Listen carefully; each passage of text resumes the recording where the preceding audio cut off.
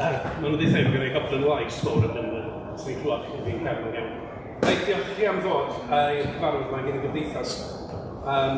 Gyda ni cwpl siaradwyr yma yn barod, Simon ac Heather, a mae gyda ni clip fideo bach i ddangos chi hefyd. A gyda Jeff Smith ar ei ffordd yma yn rhywle, a dyn fydd o'n siarad hefyd. Chi'n clywed y werth fan? Dwi wedi argyhoeddi fy hun ys blynyddoedd, ac yn ei lais fel tarand, felly o'n notch. Wel, da ni yn y cyfarfod ar adeg anhygol i ddiddorol a eitha tenfeddol yn wleidyddol a fynd yn gymdeithasol yng Nghymru. Ac wrth gwrs, ar ymwneud byd, pan da ni'n edrych ar yr terfys sydd ar amor, a'r terfys sydd adra o ran hynny. Ond mae'n bwynt arwydd o cael iawn i ni yma, yn arbennig o ran y pwnc, arbennig yma. Sef yn y bol yr hawl i fyw yn gymuned rwy'n y hawl i gatra. O'n i'n ystyried yn ddod blaen, pan da ni'n dweud yn Gymraeg, pan da ni'n sôn am y tŷ mae rwy'n yn fyw, dwi'n dweud yn dweud fel adra neu cartra neu tŷ neu beth yna gydio. Lle mae'r pobl sydd yn prynu y tai, ond sef yn sôn am y property dydyn. Bod yna ymgyffred nhw dra gwahanol i ffordd da ni'n gweld y tŷ lle mae pobl yn fyw, er enghraifft. Gwyso. Falch gweld bod ni gyd yma. Mae amser yn newid hefyd mae rhaid i'n groesawu gyda ni brifynidog, dyna sy'n brifynidog newydd gobeithio fan ni'n gweld gyda bach o weithredu'r o'r hynny, a hefyd o ran Llywodraeth Ffladdus gyda ni nawr yn Llundain. Mae wedi bod i ffwrdd ers 4 mlynedd o ddeg. Gobeithio bod nhw'n gweld y cyfle i wneud bach o newidiadau radical ac yr offer rhaid dweud o ran fy mhaid fy hun, byddwn ni yna i ddial yn ei siŵr bod nhw yn. Dwi'n meddwl lle felly ni ddechrau mwy na lain syth felly, os di'r clip fideo yn barod. Rwy'n ni'n gael clip fideo. Enw fi Mary Hughes ac... Llywodraeth. A dyn ni'n byw yma yn Hen Golwyn hefo merch 8 oed Elsie a mab 2 oed Griff. Yn reiddiol o Lansanan, yn ffodus, dyn ni wedi bod heb medru prynu yn Llan, wedi trio sawl gweithio hynny. Oedden ni'n rhentu yn y pentre, o ti efo busnes. Pedair yn ansyddol. O'n i'n boi o 3, 1 prentice a 2 part-time. Ac oedd y busnes tyfu dyn oedd ni eisiau le fyw, ac oedd eisiau ehangu. Oedd o'n, ta'r galonus oherwydd, oedden ni dal mewn tŷ o'n i'n rhentu, o'n i dal mewn tŷ dal felly o rhaid ti rhoi fyny dy busnes mwyn cael swydd, i ni fedru roed prynu tŷ. Ac ar yr amser, oedd y Covid yn digwydd oedd yn y prisio tai, oedd ni jyst yn edrych ar tai bob dydd o'r rhaid yn mynd ac tai mynd fel yna. Ac o'n i'n ysgol prisio yn fyny a fyny'n dod ac o'n i'n meddwl, oh gosh, i ffeindio swydd sydd wedi gorfod mynd. Dwi'n gweithio'n llaeth ar ran Sir Gau. Dwi'n rhaid i golau i fynd i weithio, dwi'n rhaid i ddod newydd. Yn un cyntaf, oedd?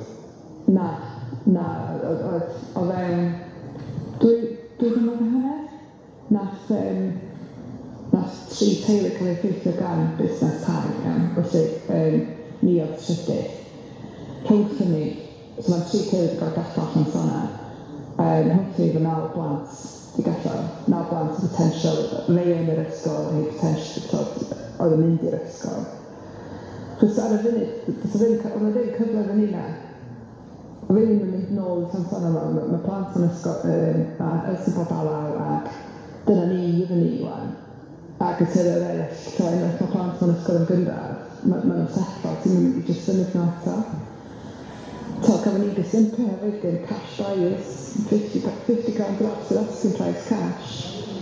Am 2 teulu yn Llan, cwpl dwi'n ddeo. Cafon ni pryfed i gyd o hynna, mae Bapur hyn cynghorydd i cychwyn cynnydd trefi nhw'n lefelu allan a'i cartrefi a cartrefi ha. Ond hynna'n ddigon, mae hynna'n dod rhan o. Dyna ni, mae'n esbonio fod y ffordd mae problemau'r farchnad dydd yn gweithredu, da ni gyd yn gyfarwydd efo hynna. Mae'n reit trewiadol dydi, fod y darlun o rwy'n sydd efo yr awydd yr arian a eisiau byw yn y cymunedau. Y siaradwr cyntaf i Jeff, dwi'n dall, fel cadeirydd grŵp cymunedau'r Cymdeithas, ac sôn am ddefnyddo, wrth gwrs, a hefyd sut fydd hynny ymateb i'r problemau, ac ymateb i'r Comisiwn hefyd ar ran hynny. Ydyn, os oes Iaith? Diolch yn fawr, Hywel. Mae fwy gen i fod wedi dod syth o brotest yn fod o'r llyfrgell gen am afygiefa, ond o leia bod ni'n fwy prydlon na goedd yn un mor gen fwy. Felly, i gychwyn, fel dyn ni newydd clywed, gyda stori yn y bariadolwg, mae'n stori sy'n cael ei ail-adrodd. Heiddylled Cymru yn arbennig yn yr ardaloedd wir Cymraeg. A mae stori hyn yn stori am bobl, mae hefyd yn stori am cymunedau. A mae'n stori am y Cymdeithas ni'n byw yn fyfe. Ond rhywbeth ni'n gallu newid. Mae Llywodraeth Cymru i fod cyhoeddi papur Gwyn yn y Hydref dwi'n deall ydi dyddiad yma diwethaf. A mae beth mae Cymdeithas Iaith eisiau gweld yn y papur Gwyn yma yn def eifo llawn. Bydd y def eifo o Bapur Cymdeithas Iaith yn gosod hawl i gartref digonol yn lleol yn y gyfraith. Nid deri trwy sloganau yw hynny, ond sefydlu hawl cyfreithiol. Fel mae gennym ni hawl cyfreithiol i gofan iechyd, fel mae yn y plant y hawl cyfreithiol i addysg, bod ni fwy hawl cyfreithiol i fod cael tôl dros i ben, bod nhw'n gallu aros yn eu cymunedau. Bydden hyn yw bydd yn llawer wasanaethau cyhoeddus yn ddod o gweithio ar frys i fatrys yn argyfwng ac i sicrhau bod pobl yn gallu cael llety yn eu cymunedau. Da ni hefyd eisiau gweld cymunedau yn cael ei gwymuso. Da ni eisiau gweld cymunedau yn cael ei galluogi a'i hanog i godi y fath o dau sydd angen ar y bobl yn y cymuned yna trwy fentra cymunedol. Da ni eisiau gweld cymunedau yn gallu cefnogi asedau cymunedol fel y ysgolion sy'n ysgrifennu fel siopau, tefarantau, o hot seinwaith cymunedol sy'n neud y cymuned a sy'n neud i pobl eisiau aros a sy'n adeiladu y Cymdeithas yna. Ac un o'r camau yn y defeifo, fi'n falch iawn o weld yn cael sylw gwych yn y Comisiwn ydy gwir asesiad o'r angen lleol am dau ar lefel cymunedol, allweddol ac ati.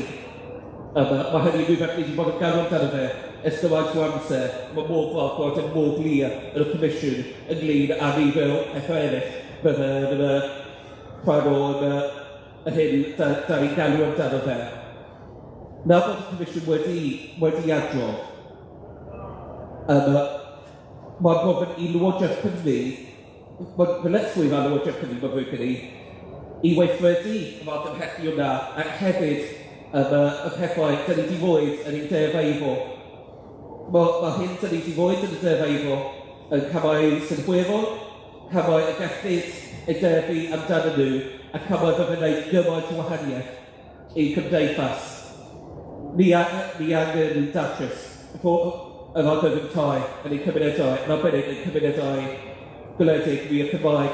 Ni angen datrys yn argyfwng ein cymunedau, a ni angen sefydlu od tai yn gartrefi yn hytrach na gased masnachol i'w prynu a gwerthu ar draen pobl lleol ac ar draen ein cymunedau.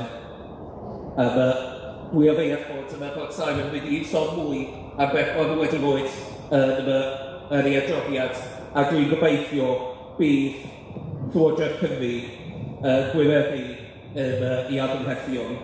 Diolch.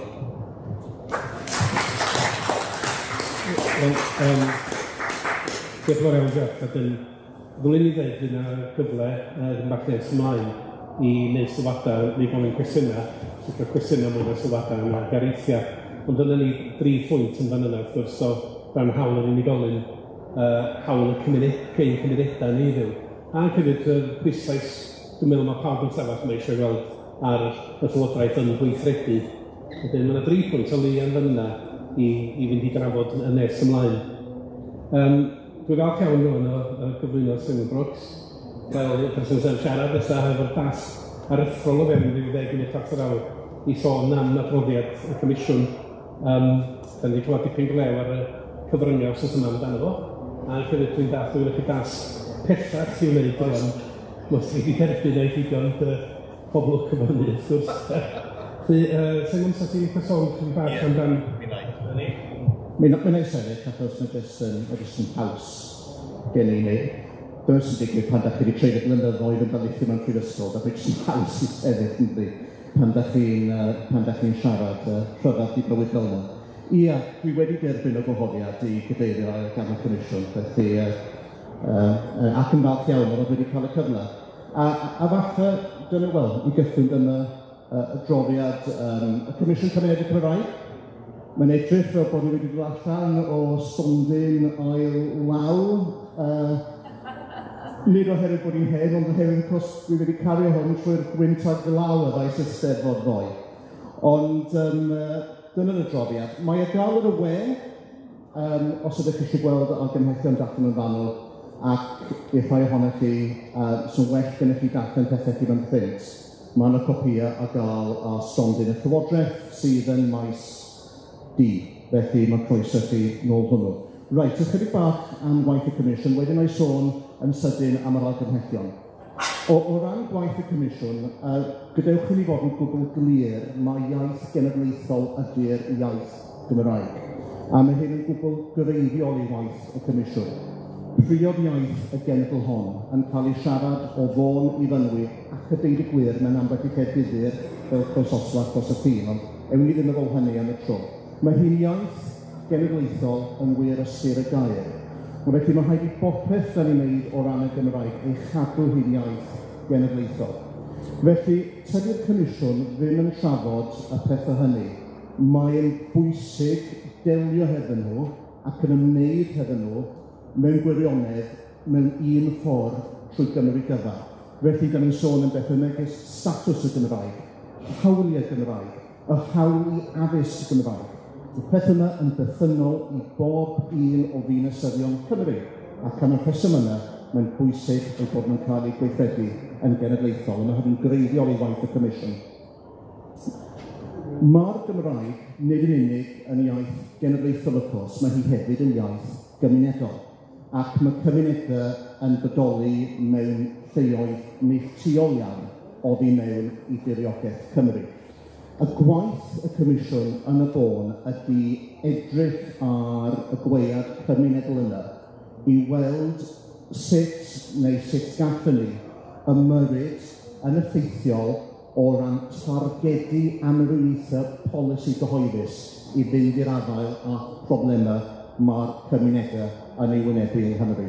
A byddwn ni'n gwneud hynny mewn 2 gam yn y cam cyntaf o ran y cymunedau da ni yn dweud, neu ni galw cymunedau sydd â dwysedd uchel y siaradwyr Cymraeg, cymunedau Cymraeg traddodiadol, neu rhai sydd wedi bod yn gymunedau Cymraeg mwyafrifol hyd at yn gymharol ddiweddar, a wedyn mi newn ni edrych yr Comisiwn wedi cychwyn wedi gwaith eisoes ddoe, mi newn ni edrych y cymunedau eraill yn Cymru gan gynnwys Pontypridd, ac allai dweud wrthych chi, mi fydd yr adroddiad a lefel o Pontypridd yr un mor gynhwysfawr a'r un mor sylweddol ar adroddiad yma. Beth mae Comisiwn yn ei argymell ydy dynodi ardaloedd o wyddocad ieithyddol bwysig uwch yng Nghymru. Nid y mwyn amrywio polisïau yn ddigon rhyfedd o ran y Gymraeg ei hun, de? Ddim eisiau dim ynglyn y statws y Gymraeg, ond o ran y ffactorau cymdeithasol sy'n dylanwadu ar y Gymraeg ar lawer gwlad. Tai, yr economi, ailgartrefi, cynllunio gwlad y thre, cynllunio cymunedol. Rhyw raddau hefyd gosod targedau uchelgeisiol yn y byd addysg. A pethau da ni'n gwybod sydd yn effeithio ar y Gymraeg a lawer y gwlad mewn cymunedau Cymraeg. A dyn ni'n argyhoeddedig y gallwn ni'n neud hyn oddi mewn i gyd-destun cadw'r Gymraeg yn iaith genedlaethol. Sut byddwn ni'n gwneud hynny, da ni'n meddwl y dylid dynodi yr ardaloedd yma mewn un o fwy ffordd. Yn y lle cyntaf, oes mae Comisiwn yn dweud dylse fod yn y trothwy statudol. Pam fod angen trothwy statudol?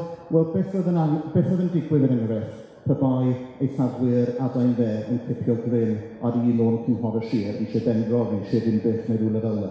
Mae'n y ddadleuon cadarn a rhesymol pan bysa angen trothwy statudol i sicrhau bod rhywbeth felly ddim yn gallu digwydd.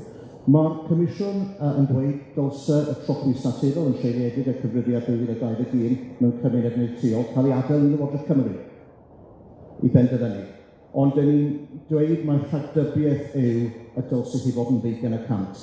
Mae cymunedau sydd gyda 40% a mwy yn siarad Cymraeg yn tueddu bod yn debyg i'w gilydd, nid yn unig yn ieithyddol, ond hefyd yn socio-economaidd. Mae hyn yn golygu wrth gwrs bod chi'n gallu cael sylfaen i bolisi cyhoeddus, call a synhwyrol. Ond, ac mae hyn yn bwysig, dwi ddim yn credu fod dynodiad statudol cenedlaethol ohoni hun yn ddigon, achos mi fydd gennych chi bob tro mewn sefyllfa o'r fath cymunedau ffiniol, cymunedau sy'n teimlo bod nhw wedi cael eu cau allan o bosib o'r dynodiad statudol yna. Mi fydd gennych chi ardaloedd sydd yn disgyn o dan y trothwy o chydig bwyntiau canran. Mi gennych chi ambell i dre sydd wedi cael ei hoffi, mi gennych chi enclaves. Allwn ni ddim caniatáu hyn, byddwn ni ddim yn dymuno caniatáu hyn. Felly, yr ail ffordd o ddynodi ardaloedd o wyddocradu cyfalbwysig uwch fydde trwy disgresiwn awdurdodau lleol. So mi fydde gan awdurdodau lleol yr hawl i ddynodi cymunedau penodol yn ardaloedd o awyddocrad ieithyddol bwysig uwch gyda camau polisi gyhoeddus sy'n dilyn hynny, hyd yn oed os ydyn nhw'n o dan y trothwy cenedlaethol statudol. Reit, so dyna yw y fframwaith. Wedyn, faint o'i amser sydd gen i yn Hywel wrth mi fynd trwy'r argymhellion yn sydyn? 5 munud. 5 munud, Mae gwraedd yn drwm, felly mae cynnal y peth yn siarad yn rhywun pryd. Un o fanteision dyn ni ddim yn cydnabod yn ddigonol yn credu ran gweithrwy, felly mae'n lluosi maint o fewn y cyhoeddus o hyn yn dydyn ni'n ymangos yn ddwy ran ein maint yn marw. So argymhellion, yn gyntaf, dylse Llywodraeth Cymru sicrhau y cynllawia a phenpled yr asesiad o farchnadau leol cynnwys meini prawf sydd yn ymwneud â'r Gymraeg. Yna argymhelliad cyntaf. Ar ail argymhelliad, dylai awdurdodau lleol sicrhau y cynllun sydd yn y prosbectws tai cymdeithasol yn cynnwys tystiolaeth o anghenion tai lleol. Dwi'n credu bod y Cymdeithas wedi bod yn gweithio rhywbeth tebyg a hyd y blynyddoedd. Dylai cynnal asesiad cymunedol o'r anghenion am dai a hynny bob 5 mlynedd fesul ardal. Dylai proses cael ei horwain gan ochwynuswyr tai gwledig. Argymhelliad 27, so argymhelliad nesaf, argymhelliad 27, yn ddibyg argymhellion. Dylse Llywodraeth Cymru sicrhau hyblygrwydd yn y fformula grant tai gymdeithasol, yn hyd ac yn unrhyw grant perthnasol arall, mwyn hwyluso datblygiadau o raddau fechan mewn ardaloedd gwledig o fewn ardaloedd o wyddocradu cyfalbwysig uwch. Dylid sicrhau trwy hyn bod tai yn fforddiadwy i datblygu gan gadw o fewn fodela hwyr safonol Llywodraeth Cymru. Beth mae hynny'n ei feddwl dyn ni cael lot o ffreuon mynd nôl i ddyddiau stondin sylw yn y deud y gwir, pan dyn ni gweld datblygiadau yn Hefn Gwlad a pentrefwyr yn dweud bod y datblygiadau yn rhyw fywr yn de. Ac un o hwsynau pan bod y sefyllfa yn godi ydy y mwyn i ddatblygu ar y tai fod yn fforddiadwy i ddatblygwyr ma'n gwrdd y bod o faint neilltuol. Dyn ni'n argymell newid y fformula grant mwyn hwyluso enghraifft codi datblygiad wedyn ni o 5 o dau, neu 10 o dau mewn pentre neilltuol yn hytrach na bod ni'n cael 20 o dau neu 30 o dau a holl anghydfod sydd yn gallu dilyn yn sgil hynny weithio. Ar argymhelliad nesaf, gwneud y cynllun tai cymunedau Cymraeg yn barhaol. Wedyn, argymhelliad yn un o cynllun peilot yn wyfor, sef y dylsedd ystyried yn llawn effaith ar y Gymraeg. Wedyn, da ni'n dod at cyfalwyddyd ethigol 4, mae angen cael ei fonitro. Mae dod nôl at ethigol 4 a fydd y sgwrs yma. Wedyn, argymhelliad nesaf, dylsedd Llywodraeth Cymru sefydlu cronfa benffygiadau penodol, sy'n cynnig benffygiadau ffwrdd isel neu equity mewn cynlluniau a mwyn cynorthwyo mentre cymunedol i brynu tir neu eiddo yn hyd a datblygu tai dan arweiniad y gymuned. Felly mae'r Comisiwn yn gwneud argymhelliad a fydd gobeithio, neu a fydde gobeithio, yn hwyluso cael mwy o ddatblygiad y tai o dan arweiniad y gymuned. Dyle awdurdod y lleol wedi gwneud gwerth defnydd o stop dau ac eifo gwlad, da ni'n dweud wedyn. A wedyn da ni'n dod i faes cytundebau adran 106 mewn perthynas ar Gymraeg. Da ni yn meddwl y dylid craffu ar hyn, o ran beth yn union yw perthynas y Gymraeg ac y modau ynghylch tai cymdeithasol. Da ni ddim yn gwneud argymhellion yn hunan, oherwydd mae hwn yn bwnc cyfreithiol dyrys. Bydd os rhaid i unrhyw gynigion cyd-fynd hefyd y ddwriaeth gydraddoldeb, enghraifft, ac yn sicr, fydde dim modd yn nhw peri anfantais i siaradwyr neu bobl leol sydd ddim yn gallu siarad Cymraeg. Dwi'n credu bod angen rhywfaint o waith fan hyn. So mae Comisiwn yn nodi hynny fel rhywbeth lle mae angen gwneud gwaith o bosib, a wedyn argymhelliad ola, sydd yn cael ei codi'n gyson, ac os dwi'n cofio hyn yn codi'n gyson pan o'n ni y cynnwys report y salon, sef y ffaith bod ni'n anodd iawn cael morgeisi. Pan ydych chi'n cael tai hefo cyfyngiadau arnyn nhw, mae'n anodd iawn cael morgeisi. Ac y gymlyniad i hynny, mi all pobl leol fod, yn aml iawn, dyn nhw ddim isio cytundebau 106 ar eu tai, am ei bod yn creu trafferthion ymarferol o'r fath, a felly mae gennym ni argymhelliad i'r Llywodraeth ynglŷn â trafod hefo darparwyr morgeisi i fynd i'r afael y hyn ac yn dweud y dylid Llywodraeth actually cyhoeddi manylion ynglŷn â hyn, mesur a cyhoeddi manylion ynglŷn â mater yma. Nawr, wi eisiau dod nôl at erthygl 4, jyst yn 2 funud Hywel, a wedyn byddai'n cloi sgwrs yn sydyn. Does dim amheuaeth gen i mae erthygl 4 yw o bosib yr ymyrraeth fwy radical yn y maes tai yn wledydd Prydain yn ystod y degawd diwethaf. Ac nid bychan buddugoliaeth o'r fath. A dwi'n meddwl y dylsych chi fel Cymdeithas ac ymgyrchwyr eraill fod yn ymfalchio yn y llwyddiant. Mae yn radical oherwydd mae hi yn y stocdau bresennol, yn gosod cyfyngiadau o ran gwerthu eiddo mewn rhai amodau neithiol. Pethau eraill ni roedd yn trafod Cernwyr enghraifft mewn stoc tai newydd mae hyn yn cael ei wneud, sy'n fater yma, yn y stocdau bresennol. Gan ei bod hi'n radical, dyw hi ddim wedi digwydd o blaen. Felly, mi fydd angen ei gael beth. Y peth cyntaf ydy mae angen cefnogi polisi. Mae Cyngor Gwynedd wedi gwneud y penderfyniad iawn, mae angen cefnogi hynny. Ond yr un pryd, mae angen monitro beth sydd wedi digwydd. Dydyn ni ddim wedi gwneud hyn o blaen. Mi fydd effaith y monitro yna, effaith y gweld beth sy'n digwydd o ran erthygl 4, ei effaith yr y farchnadau. Pwy sydd yn cael bydd o erthygl 4? Fyddwn ni'n gweld pobl ifanc leol yn prynu'r tai yma, neu ydy yn bosib yn ambell i ymgylchiad gawn ni weld falle pobl yn ymddeol o rhai o'r tai yma. Ac os ydy'n cael beth byddwn ni'n rhagdybio, sef bod yna cyfuniad o rai beth yn digwydd, beth yn union fydd y balans. Da ni rili angen cael gwybod hyn. Nawr, fy marn ni o ran rhywbeth mae Cymdeithas yn cyfeirio ati yn aml, sef rheolaeth gymunedol o farchnadau. Dwi'n credu yw bod y wybodaeth yma o ran erthygl 4 yn mynd i fod yn hanfodol i'r drafodaeth hyn. So dyna sut mae Comisiwn wedi bod yn meddwl. O bosib bydde yna her cyfreithiol i erthygl 4, fyddwn ni'n synnu pynabain y her cyfreithiol. Yn amlwg, mi fydd rhaid i'r her cyfreithiol yna cael ei ennill yn de. Ond felly dyw y Comisiwn ddim yn cael drws o gwbl ar y syniad o rheolaeth gymunedol ar yr farchnadau, ond ydych chi'n gallu gweld o naratif y testyn, os ydych chi'n darllen y benod o ran o'i naratif, bod hi'n reit amlwg bod ni'n meddwl bod angen i ni weithredu erthygl 4, gweld beth sy'n digwydd, ennill y her cyfreithiol, monitro peth, a wedyn bydd y dystiolaeth ddigonol i symud ymlaen. Diolch yn fawr iawn.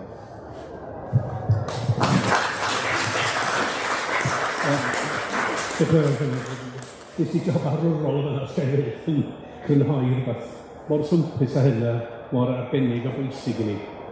Gan gynnwys, os ni jyst dechrau o'r pwynt o'n mynd yn erthygl 4 yn neud un pwynt i chi. Yn yr etholiad diweddar, fi chi'n neud rhywbeth sydd wedi drws a fi chi'n siarad efo lot o bobl hefyd.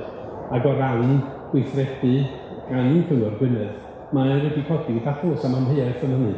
Rwan, sa rei pobl yn torri clona a meddwl bod yna ffriodd yn dylch y beth. Dwi'n meddwl bod o'n beth iach iawn, oherwydd yn amlwg mae be mae Cyngor Gwynedd am wneud yn cael effaith, neu am gael effaith. Ac mae wedi codi dadl dylwn ni gael, trafodaeth dylwn ni gael ar lefel lleol. Felly mae hyn yn beth dda ac yn beth iach. Jyst i asgoffa chi fyna gyfle munud i ni gael cwestiynau pan oedd Simon sôn amdan y lleol a'r lleol iawn pan bydd ni'n sôn am gymunedau lle mae yna fwysedd uchel. Rhywbeth o'n i'n meddwl amdano fel sut i siarad gyda'r llawedd. Ni'n aros yn Gaerdydd weithiwr, mae yna fwy o bobl yn siarad Cymraeg yn Gaerdydd os yn Benllyn. O Benllyn dwi'n dweud, a dwi'n o blaid Benllyn wrth gwrs. Ond mae yna gwestiynau fel yna hefyd. Felly, gwestiynau yn troi gwmpas beth sy'n digwydd yn ferfod o fathau ar y gylchsach pan wedi cael ei dynodi a wedyn mae'r tlodi enbyd sydd wedi cyd-fynd efo'r ardaloedd yna wrth gwrs yn un o'r ffactorau. Felly mae'r ffactorau fyddwch chi yn tynnu sylw at yn ôl rei economaidd ac yn hyd ar ei Cymdeithas am ein bethau i drafod hefyd. Felly mae yna lawer iawn o bethau jyst eich atgoffa chi bethau fedrwn ni drafod yn y munud. Ar ôl, i ni gael ei siarad o'r nesaf, sef hynny Gregory o shelter. Ond hynny ti'n mynd i'r rhoi shelter heddiw, dwi'n dar. Ie, Back the Bill. Back the Bill, ie. Ydych chi'n gwybod fi? Dwi'n gofod eistedd, dwi'n nodiadau fan hyn, a dwi eisiau troi tudalennau. Dwi'n gwneud y ddau beth pan yn sefyll ar yn rhad. Wel, diolch i chi am y cyfle a'r gwahoddiad i gael bod fan hyn heddi ar ran Shelter Cymru a'r glymblaid cefnogi'r bil. Sy'n glymblaid rhwng Shelter Cymru, tai pawb ac wrth gwrs y sefydliad siartredig tai Cymru. Ers 2019, mae'r glymblaid yma yn cynnwys ni wedi bod yn ymgyrchu dros yr hawl i dai digonol. A dwi'n amgyfieithu hynna'n fyned adequate housing, ac os dwi'n digonol, dwi'n hynna'n esboniadwy yn Gymraeg yn dweud. Ac os ni'n credu soniais i fyna, bod rhaid i ni stopio meddwl am dai a cartrefi fel asedau economaidd.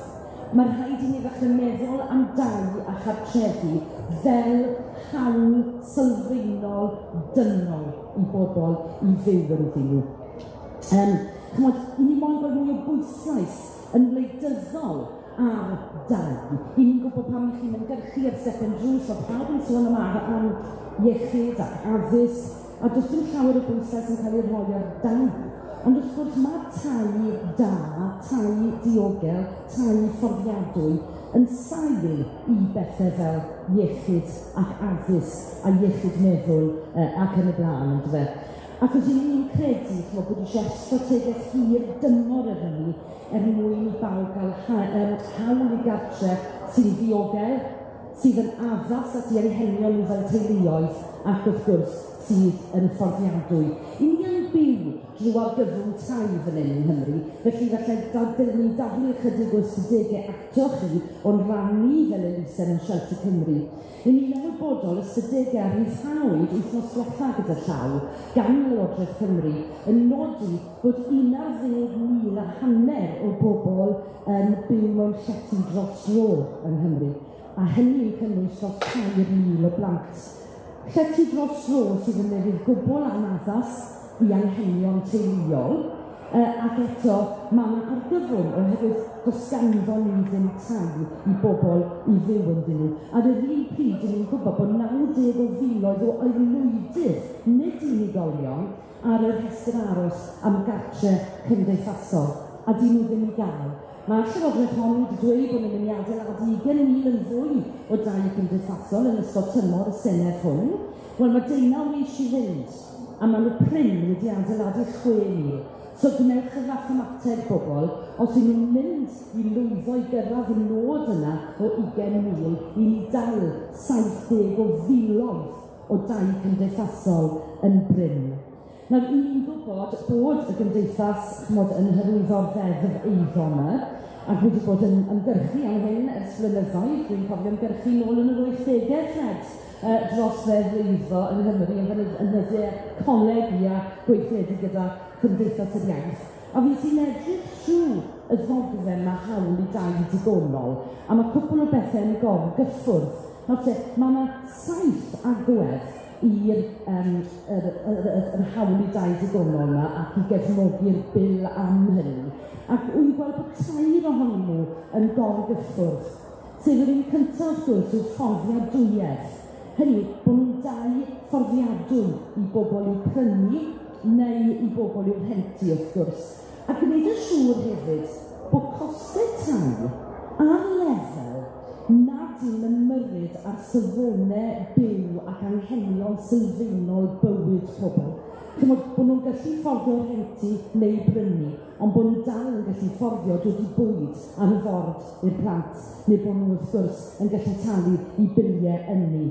Ac wedyn, lleoliad yn ôl y bil i ni i'w gefnogi, bod tai yn cael ei adeiladu mewn cymunedau sy'n agos at is-adeileth. Hynny yw bod tai mewn cymunedau lle mae ganddi nhw symlediad at wasanaethu iechyd, nes di gyffwrdd ar hyn gyda, at ysgolion lleol ac yn y blaen, a chyflogaeth. Mae hwnna yn holl bwysig yn dweud. Sy'n pwynt i ni greu tai mewn cymunedau os nad oes gwaith gan bobl, a chyflogaeth i fedru talu am y tai hynny.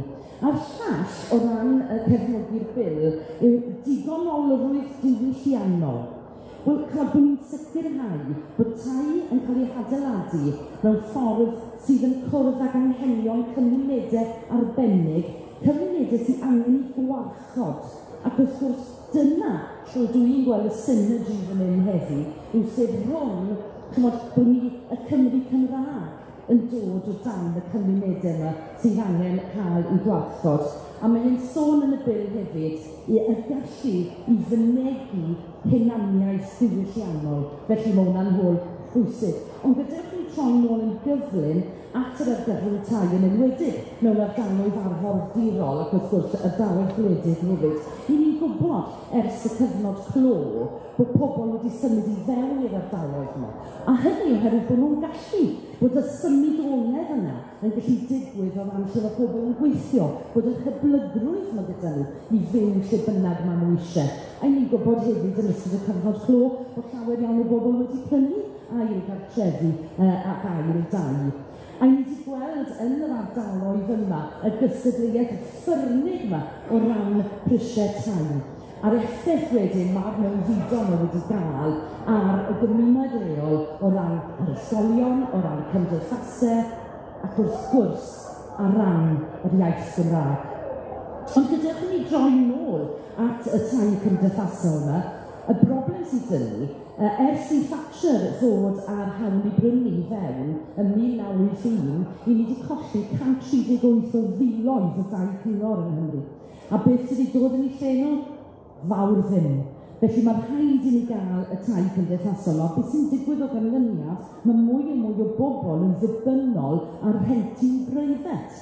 Ac mae'r prisiau rhent yng Nghymru wedi cynyddu yn uwch nag yn unrhyw le arall yn y Deyrnas Unedig. Tan mis Chwefror, oedd y Llundain ar y blaen i ni, ond i ni wedi gofyn wedyd Llundain o ran costau rhent misol. Pan mi chi'n ystyried nawr bod pris cyfartaledd rhentu yn Nghymru yn 759 mis, ond bod y lwfans tai lleol yn 340. Sydd ar wyneb y ddeiar, mae bobl yn gallu ffeindio'r arian ychwanegol yna. A dyna'r broblem gyda'r holl ewyllus yn y byd. Mae ganddo ni, yn ddeddf rhentu cartrefi yma yng Nghymru, mae tai wrth gwrs wedi cael ei ddatganoli. Ond tra bod y pwrs arian cyhoeddus yn cael ei ddal lan yn San Steffan, hynny yw mae dwylo ni braidd wedi clymu tu ôl yn cefnau ni. Felly, dwi'n gwybod bod yr amser yn ymlaen mae Hywel yn edrych arna i fan hyn. I ni'n gwybod hefyd, yr ardaloedd yma lle mae prisiau tai wedi codi, lle mae prisiau rent wedi codi. Hynny yw, mae yna fwysedd uchel yn aml iawn o ddiffyg cyflogaeth a clodi. yn yr ardaloedd yma hefyd. Felly mae hynna yn gwthio'r taim ymhellach oddi wrth fforddiadwyedd.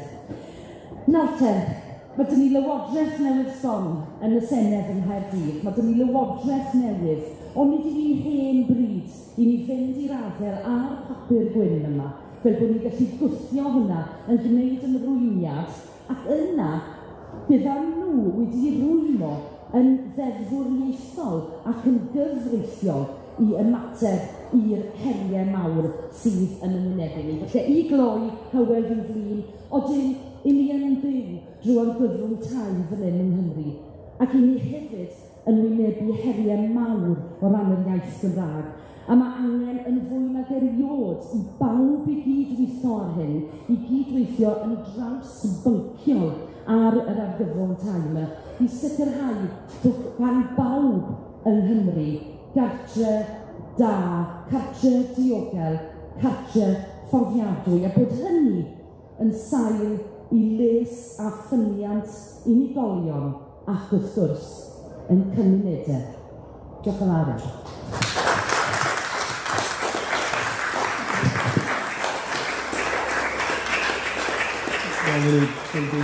Llywodraeth Gwyn hefyd o fan yn sôn am faes yn fforddiadwy tai o safon wrth gwrs a cymunedau efo adnoddau. Ni falch iawn o'r clywed chi'n sôn amdan ylwfan sain lleol. Di bobl ddim yn sylweddoli falle na arian Cymdeithas y rhentu i bobl sydd mewn cyfyndar neu gwir ariannol, bod o tua hanner be di'r rhentu ar gyfartaledd. Ac da ni'n gweld hynna'n newid yn ddiweddar, a mae yn achosi argyfwng ar sector arbennig o bregus o Cymdeithas. Gweithio'n dydyn clywed am roed eang iawn o bwyntiau fan hyn pnawn 'ma. Da ni byth am ddatrys am y 10 munud nesaf, neu chwarter awr nesaf, ond gyda chi gyfle rwan i godi gwestiynau sy'n liciwch chi neu pwyntiau i cyfeithion yma. Masa bydd nhw ei chi gofio Jeff yn sôn am hawliau cymunedol sy'n ni'n sôn am yr adroddiad, a da ni'n ei gael cyflwyniad yma am y ddeddf ei hun. Felly, gael ofyn os oes yna rhywun o'r gynulleidfa eisiau cyfle cwestiwn o Greu weld. Mr Fred Francis yn codi fus yn sydd Gwyn. Fred.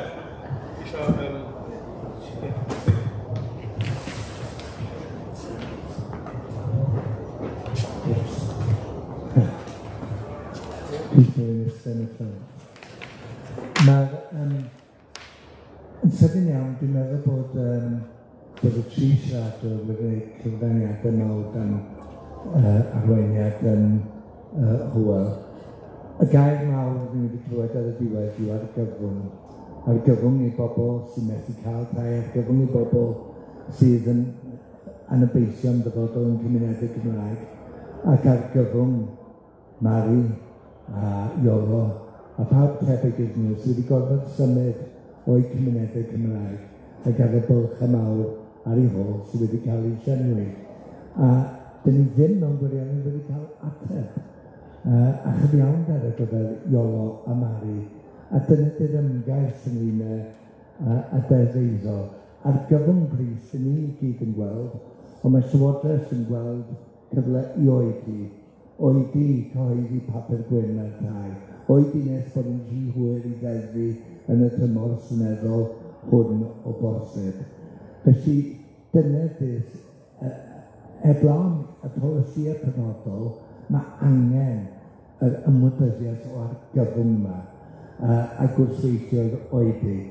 Nawr, mi nath Simon dweud yn ei gyflwyniad ddoe bod y cyn weinidog y Gymraeg, Jeremy Miles, wedi gofyn i'r Comisiwn fod yn ddewr yn ei hargymhellion. Tybed ydy hynny wedi cael ei gwireddu, bydd ni'n dweud bod trywwyr ac effeithiol yn eiddio well. Mae trywwyr y ddogfen yma, dwi wedi bod trwy fe, mae angen rhyw cod brec cyweithiau fel 7.8 i weld pan mae Simon yn dweud bod yna cyfeiriad at y farchnad agored mewn tai, ond mae'n rhaid bod chi'n deall y cod yn iawn.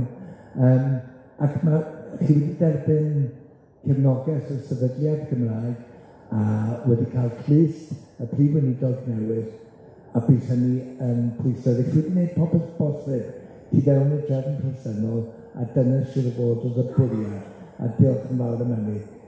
Ond, a hwn yw'r unig bwynt sydd gyda i wneud, hwn yw swyddogaeth Cymdeithas yr Iaith, yw nid ceisio popeth sy'n bosib o fewn y drefn, ond bod yn ffyddlon i'r galwad greiddiol yn 1962, bydd y Gymraeg ddim yn byw heb lawn bod popeth yn newid y drefn. A'r tri peth yna, dyw'r Comisiwn ddim mewn gwirionedd wedi datrys nhw. Angen rheolaeth gymunedol a hyrwyddo hyder yn cymunedau yn ei reoli dyfodol.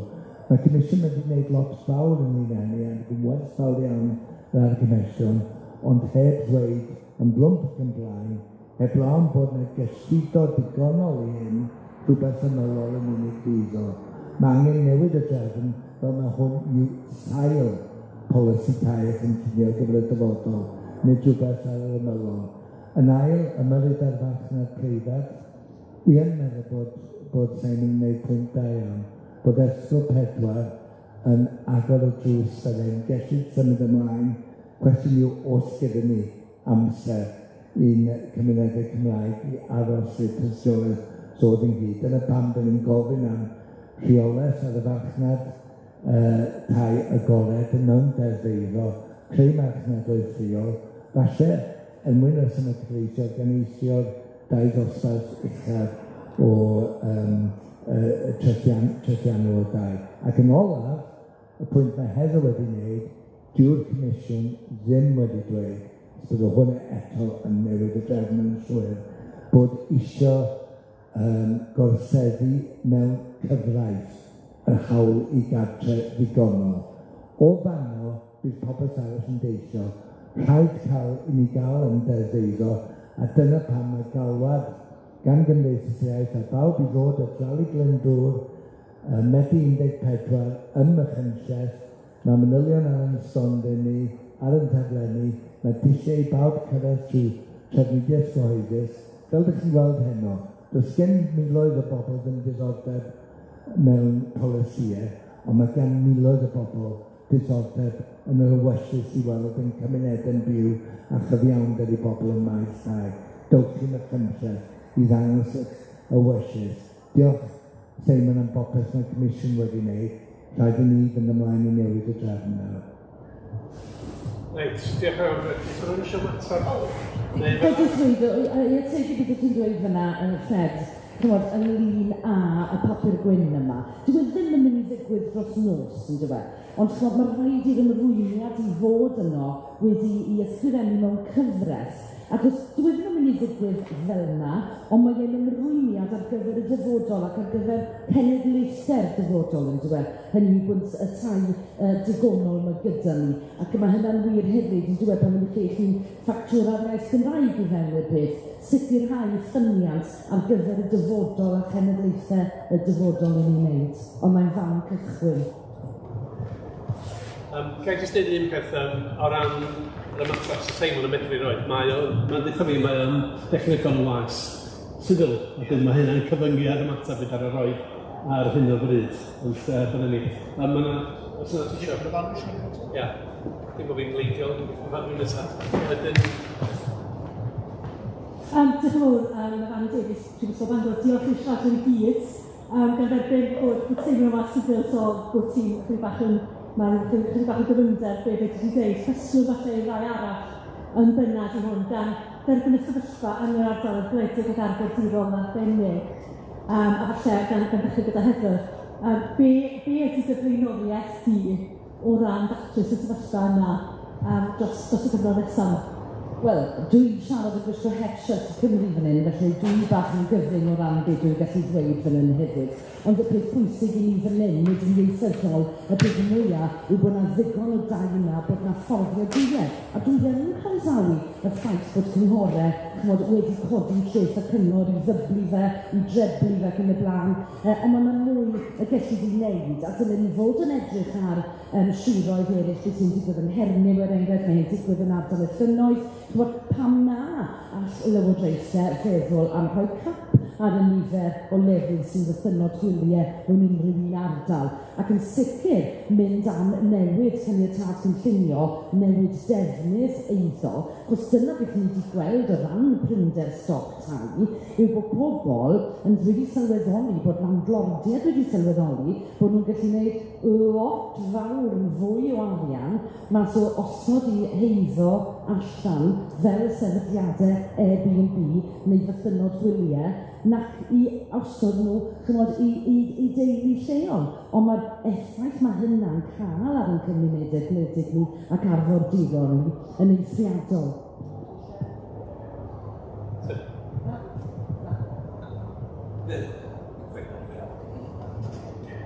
Reit, gyda ni un arall i gael. Simon Tom Newyddiadau, gyhoeddwyd adroddiad. Chi wedi bod yn gweithio'n galed iawn yn amlwg, a dwi'n edrych ymlaen i ddarllen o glawr i glawr. Syndod jyst wedyn, bod ti'n ystyried i hun yn was sifil, dwi'n gobeithio bod gen i rhywun sy'n annibynnol o weinidolion i wneud y math yma o'r argymellion ar ein rhan, a nid rhywun sydd yn was iddynt, ond falle bod ti wedi camriach y statws, gobeithio bod ti wedi.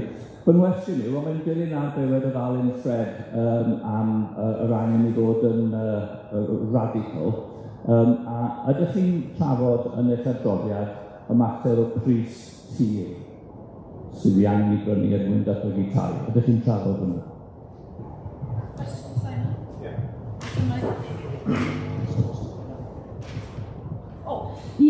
Sorry. Wrth gwrs, dyna beth sydd wedi digwydd yn dyfed. Gaethon ni'r trafodaeth yma rhyw ar y maes yn dod ddechrau'r wythnos bod cost tir wedi codi yn yr wythnos. O'n i'n siarad tu fas i'r tŷ unos y dechrau'r wythnos, o'n nhw wedi creu tŷ unos yn dod o Citrus Arts, dwi'n meddwl, o Pontypridd, a hawlio tir comin yn wneud. Ond i'n gwybod nawr bod cost y tir, mae'r tŷ yn cael ei adeiladu arno fe, chymod bron cymaint a chost y brics a'r mortar yn llythrenol. Felly mae angen edrych i fewn i gostau tir a costau treffi tir ac yn y blaen. Ie. Fi hwn yn gweithio? Tro fel lawn. Dyna ni, ie. Gret. Mi wna i ateb y cwestiwn yna. Y peth gyntaf ni'n bod yn wasif.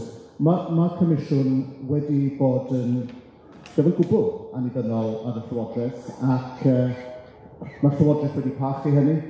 Dim ond ar ddiwedd y broses y pasiwyd y ddogfen ymlaen i weinidog y Cymraeg, sef digwydd bod y prif weinidog hefyd. A da ni ddiolchgar iawn a deud y gwir bod ni wedi gallu gweithredu yn annibynnol. Dwi'n wasif yn dechnegol, achos mae rhaid i rywun dal i fy nghyflog wrth wneud hyn, felly arni ofyn mod i wedi seinio cod fel gweision sifil, fel bod yna rhywfaint o arian yn mewn i fy nghyflu, fel mae wedi gallu prynu bwyd, mynd fel pot, pa ffwrdd yn y blaen. So, ond mae y drofiad i hun yn gwbl annibynnol. Yn amlwg gallai ddim wneud sylwadau am pleidio gwleidyddol neithiol, ond mi wna i ddweud hyn, sef yn amlwg wedi gwneud y adroddiad, da ni'n trosglwyddo'r gwaith yma i'r system democrataidd. A mae hynny'n digwydd mewn dwy ffordd, yn dwy. Mae'n digwydd yn ffurfiol yn yr ystyr bod ni'n trosglwyddo'r ddogfen i Lywodraeth Cymru. Ond dyn ni hefyd, wrth gwrs, yn trosglwyddo'r ddogfen yma i Cymdeithas sifil, sydd yn cynnwys pawb yn y stafell yma. Yn sicr mae'n cynnwys Cymdeithas Iaith, mae'n cynnwys mudiadau iaith eraill, mae'n cynnwys grwpiau eraill, mae'n cynnwys Comisiynydd Cymraeg. Felly mae democratiaeth yn gweithio. Fel cadeirydd y Comisiwn yn amlwg, byddwn ni'n annog ac yn croesawu ac yn dymuno gweld trafodaeth ar y ddogfen yma, a trafodaeth ddiwiog hefyd. Pan ydych chi'n gyhoeddi rhywbeth o hyn, mae rhaid i chi dderbyn yn anochel y pobl yn cytuno ac yn anghytuno. Mae hynny yn lwm wrth wneud rhywbeth yn gyhoeddus fel y ddogfen yma.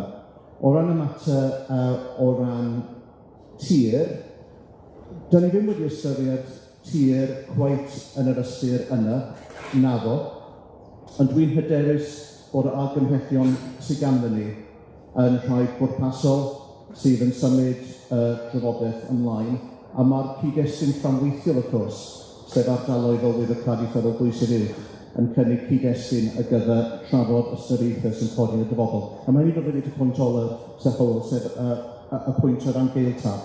Mae'n bwysig i pwysleisio na'r geiltach fydd hyn, hynod pwysig. Beth da ni'n sôn amdano fo ydy cadw popeth cenedlaethol ynglyn y Gymraeg yn genedlaethol, ond rhoi'r grym i gymunedau i amrywio polisïau mewn meysydd sosio-economaidd.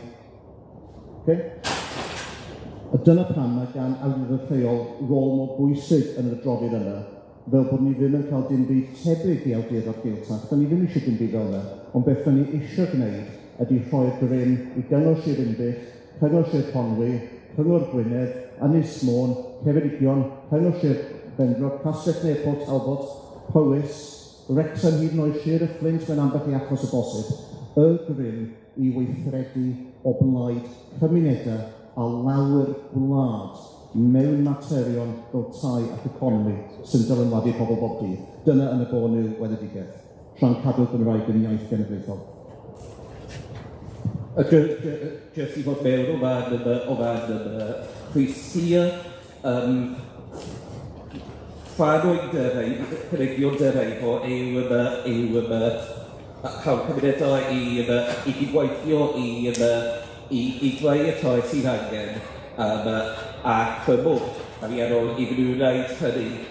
Nawr, efallai wneud i ffindio mewn sawl man bod rhoi yn y Trefnwyr lleol yn fod nhw'n cymryd efallai rhoi o gyfer y toi bydd yn cytuno i ffeindio ei plant.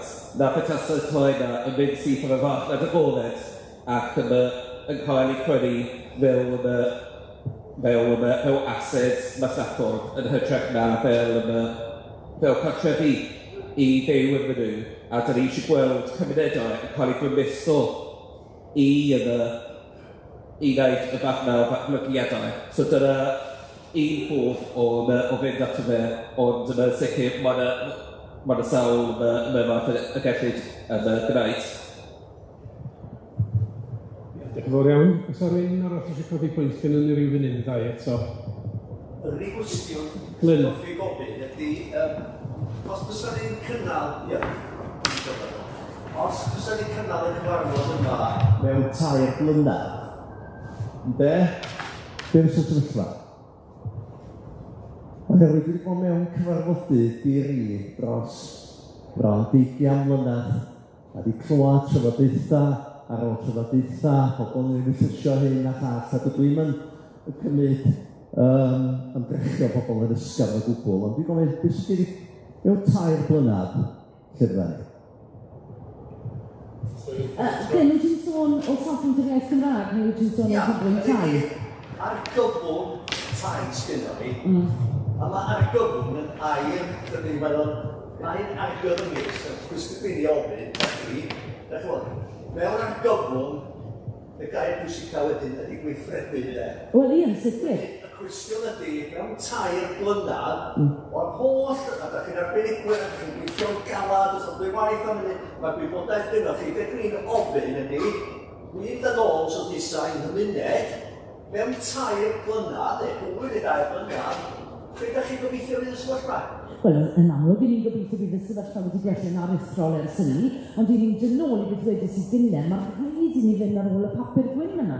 Ac unwaith, a mae'r llywodraeth wedi bod yn oedi ar y papur gwyn yma, ac o leia wedyn, fel ys i sôn, os yw'r papur gwyn yn ei le, mae'r rhaid i nhw weithredu yn gyfreithiol am hynny, a buddsoddi, dyna ateb o ran tai, buddsoddi yn ariannol i godi y tai cymdeithasol yna, sydd yn hyfforddiadwy i bobl, sydd yn rhoi sicrwydd i bobl, sydd yn rhoi sicrwydd penantiaeth i bobl, ac wrth gwrs, o'n nhw yn da.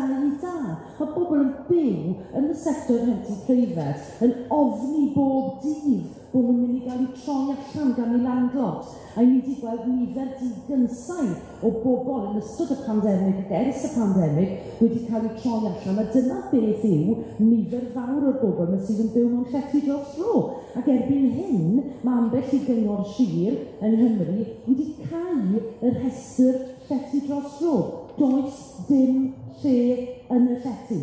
Felly mae eisiau buddsoddi, mae eisiau adeiladu tai ar y frys, mae eisiau cael y stoc tai yna, y cyflenwad tai yna nôl i'r lefelau oedd ar ôl y rhyfel. Wnaethon nhw ar ôl y rhyfel, yn y 50au, nhw'n adeiladu tai, yn dyn nhw, pam sy'n nhw'n gallu gwneud e nawr.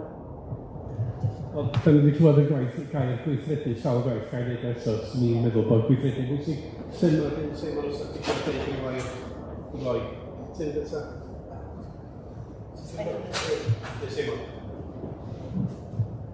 Wel, cyflafau ddeud yn bersonol ydy mod i'n cyfeirio Comisiwn sydd wedi cyhoeddi adroddiad swmpus, sylweddol gobeithio roi. Mater i'r system democrataidd wedi penderfynu os yw argymhellion yn cael ei gweithredu nid cyfeiriad y Comisiwn, ond yn amlwg byddwn ni'n gobeithio fod Llywodraeth Cymru yn ystyried y materion hyn o ddifri, ac byddwn ni'n gobeithio bod yna drafodaeth ddiwiog, agorad, gonas, mewn cymdeithas fel am y peth, a bod symud ymlaen. Mae'n gael yn gofyn i ni orffan rwan, ond gai orffan drwy atgoffa chi. Fel mae sawl un wedi dweud, fydd yr alu glyndŵr mewn cynllaeth ar y 4 ar 10 am 2 o gloch efo Grymdaeth ar awi am hanner awr wedi 2.